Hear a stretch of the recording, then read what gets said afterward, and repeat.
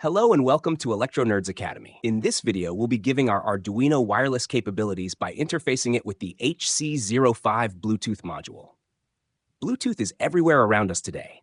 We use it in headsets, smartphones, laptops, game controllers, fitness trackers, and many other devices. The HC-05 module allows us to bring this same Bluetooth functionality into our Arduino projects in a simple and cost-effective way. The HC-05 is a Bluetooth to serial bridge module. This means that anything you send to the HC-05 through UART serial communication can be transmitted wirelessly to another Bluetooth-enabled device, such as a smartphone, laptop, or even another microcontroller. Each HC-05 module contains a Bluetooth transceiver, allowing it to both transmit and receive data.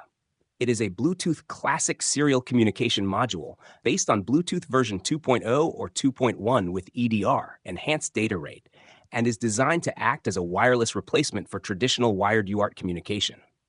The module operates in the 2.4 GHz ISM band and has a typical communication range of up to 10 meters, as it is a Class 2 Bluetooth device. It communicates with microcontrollers like Arduino using UART through the TX and RX pins. By default, the HC-05 operates at a baud rate of 9600 bits per second in data mode, while AT command mode runs at 38400 bits per second. Internally, the HC-05 uses 3.3 volt logic levels. However, most HC-05 breakout boards include an onboard voltage regulator, allowing the module to be safely powered using 5 volts on the VCC pin, making it directly compatible with Arduino boards. The HC-05 operates in two different modes, data mode and AT command mode. Data mode is the default operating mode. In this mode, the HC-05 functions as a transparent wireless data bridge. Any data received over Bluetooth is sent directly to the UART pins, and any data sent to the UART pins is transmitted wirelessly over Bluetooth. The module operates at the user-defined or default baud rate, which is typically 9600 bits per second, and configuration commands are not accepted in this mode. AT command mode, on the other hand, is used to configure the internal settings of the HC-05.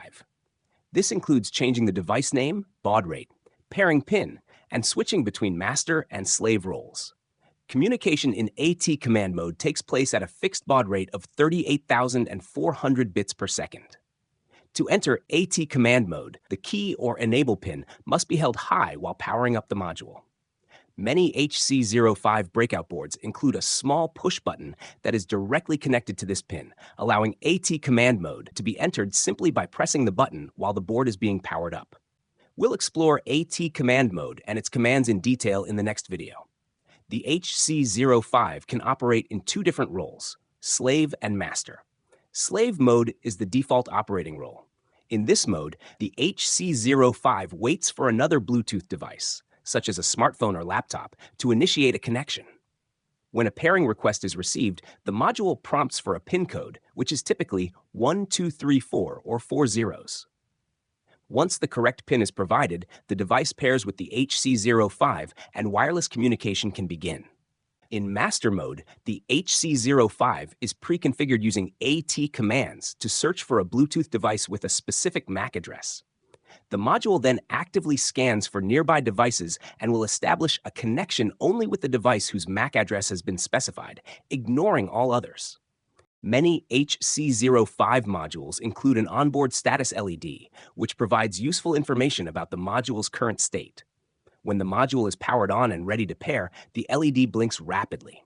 Once a Bluetooth connection is established, the LED changes to 2 quick flashes followed by a short pause. When the module is operating in AT command mode, the LED blinks slowly and steadily. The HC-05 module typically has 6 pins, starting with the state pin. This pin can be used to determine the current connection status of the module. The state pin remains low when the module is not connected and goes high once a Bluetooth connection is established. Next is the RX pin, which receives serial data from the microcontroller and should be connected to the TX pin of the microcontroller. It is important to note that this pin is not 5-volt tolerant. When using a 5-volt microcontroller, such as the Arduino Uno, the transmit signal must be stepped down to 3.3 volts using a level shifter or a simple resistor divider. The TX pin sends serial data from the HC-05 to the microcontroller and should be connected to the RX pin of the microcontroller. The GND pin is connected to ground, while the VCC pin is used to supply power to the module. The enable pin is connected to the onboard regulator's enable line and is pulled high internally through a 220 kilo-ohm resistor. Pulling this pin low disables the regulator, which effectively powers off the HC-05 module. Now that we understand the HC-05 module and its pins, let's use this knowledge to build a simple project that allows us to control a household AC bulb wirelessly using our mobile phone via Bluetooth. For this project, we'll be using a relay module. If you're not familiar with relay modules, I recommend watching our previous video on this topic. Let's start with the wiring. First, we'll connect the HC-05 module to the Arduino. We connect the VCC pin of the HC-05 to the Arduino's 5-volt pin and connect GND to ground. The TX pin of the HC-05 is connected to the RX pin of the Arduino.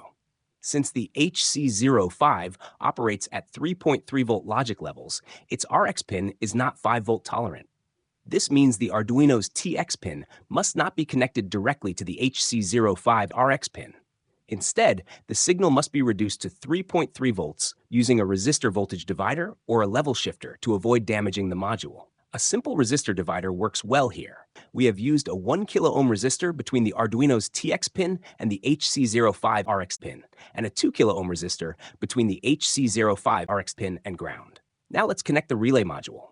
Connect the relay module's VCC pin to 5 volts and GND to ground. The input pin of the relay module is connected to digital pin 13 of the Arduino. Finally, we'll connect the AC bulb and the relay module.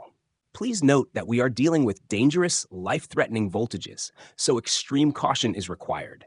If you are not experienced with AC wiring, seek professional assistance. The live phase wire from the AC supply is connected directly to one terminal of the bulb. The neutral wire is connected to the common terminal of the relay, and the normally open terminal of the relay is connected to the remaining terminal of the bulb. This way, the bulb turns on only when the relay is activated. Once the wiring is complete, let's move on to the code. The program starts by defining a constant integer named relay pin, which stores the Arduino pin connected to the relay module. In our case, the relay is connected to digital pin 13, so we assign it that value. Next, we declare a variable of type string called message. This variable is used to store and build the incoming data received through Bluetooth serial communication.